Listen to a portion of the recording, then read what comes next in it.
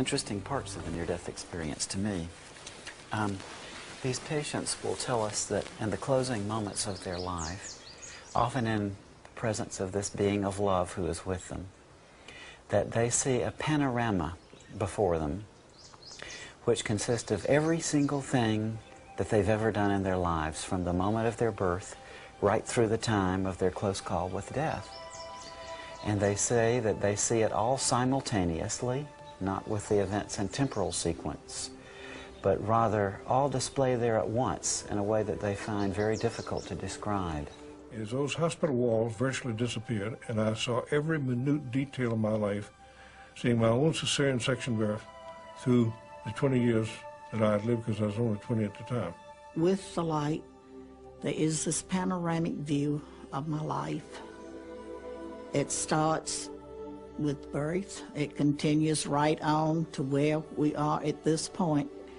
All at the same time, I am part of the view, as well as watching it. I am actually doing these things. I guess it's a speeded up version of a camera that just runs double time or something. But I actually had the feelings of what was going on as I saw it, and also standing off to the side and being able to look around and look at the different things that went on at different times in my life. I saw all my life, but it's in that dimension which cannot be described. This was holographical view of being inside of your life, and then being as a viewer, participating the play of theater which happening there. But it is you, and you know that you are this. At Disney World, it was around me in a form to where it was like I was participating, but it was participating in the mind or in thought, but it just seemed like a lifetime of pain happened in just a short period of time. If I had a panoramic view of my life, every feeling, every thought, every action, every deed, all at the same time. The same time. And as it started happening, I began to see how I affected the person that I had the encounter with, or the experience, whether it be me personally, or whether it be someone else.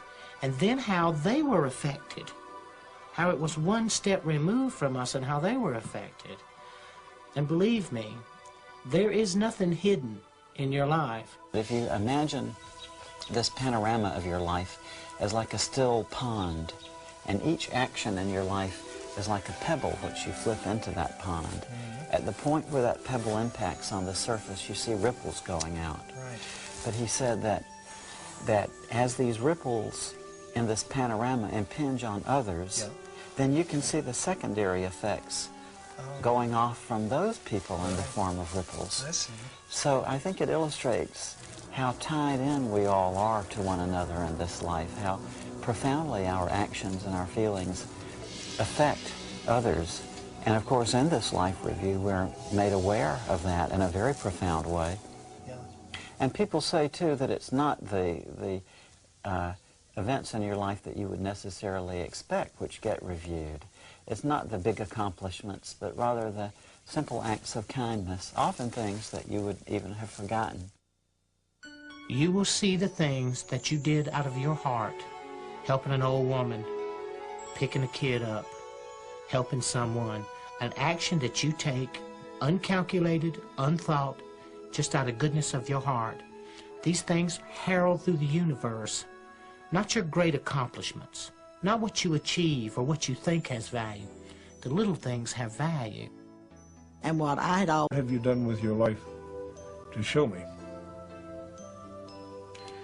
Well, I'm looking around this panoramic view, and I'm hoping that he'll notice some good things, and of course I'm trying to pick the best thing and hoping he won't see some rather embarrassing things that happened to me as a teenager. And I thought, well, I was an Eagle Scout. Immediately came back that glorified you. Again, the answer the second time, what have you done with your life? But this time the emphasis was on to show me. But I understood what he was saying.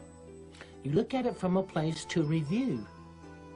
And to be critical of yourself, not to be judged, to be condemned. There is no condemnation in it.